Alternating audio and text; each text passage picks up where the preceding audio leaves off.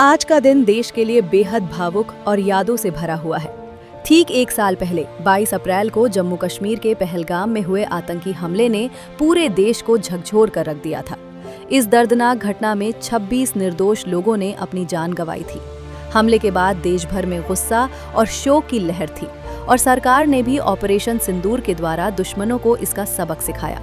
साथ ही सरकारों ने मृतकों के परिजनों को आर्थिक सहायता देने जैसे बड़े वादे किए थे। लेकिन आज इस घटना की पहली बरसी पर एक बड़ा सवाल खड़ा हो रहा है, क्या वे सभी वादे पूरे हुए? आज से ठीक एक वर्ष पहले 22 अप्रैल को पहलगाम में आतंकवादियों के द्वारा पर्यटक की हत्या कर दी गई थी। ये बहुत ही दुखदायी था।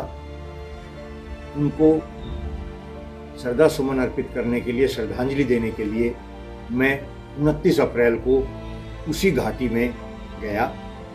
वहाँ पे श्रद्धा सुमन अर्पित किए और सरकार से मांग की कि इन पर्यटकों को जो नियम अनुसार आर्थिक सहायता हक अधिकार बनता है वो दिया जाए।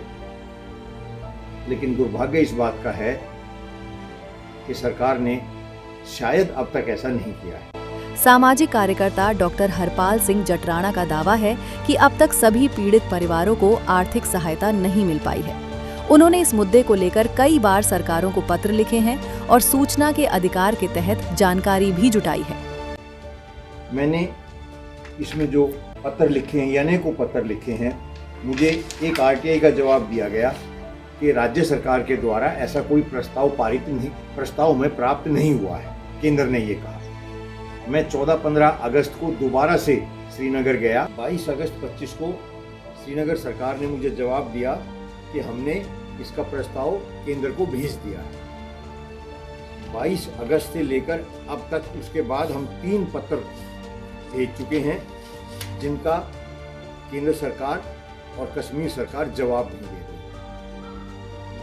सरकार के द्वारा सिंदूर अभियान चलाकर पाकिस्तान से तो बदला ले लिया गया, लेकिन क्या उन पर्यटकों को आर्थिक सहायता और जो दूसरी मदद मिलनी थी वो मिली? ये सरकार के ऊपर बहुत बड़ा प्रश्न चिन्ह है। अगर वह मदद, आर्थिक सहायता उनको अभी तक नहीं मिली है तो वो उनको दी जाए। मेरी और भी 2 मांग थी कि वहाँ पर एक पर्यटक स्थल बनाया जाए, उन शहीदों का दर्जा उन्हें दिया जाए, वहाँ पर एक स्मारक बनाया जाए जिससे कि उन पर्यटकों के परिजन वहाँ पर जाकर श्रद्धा सुमन अर्पित कर सकें। ऐसे में आज जब देश उन शहीदों को श्रद्धांजलि दे रहा है तो वहीं घोषणाओं पर भी सवाल खड़े कर रहा है।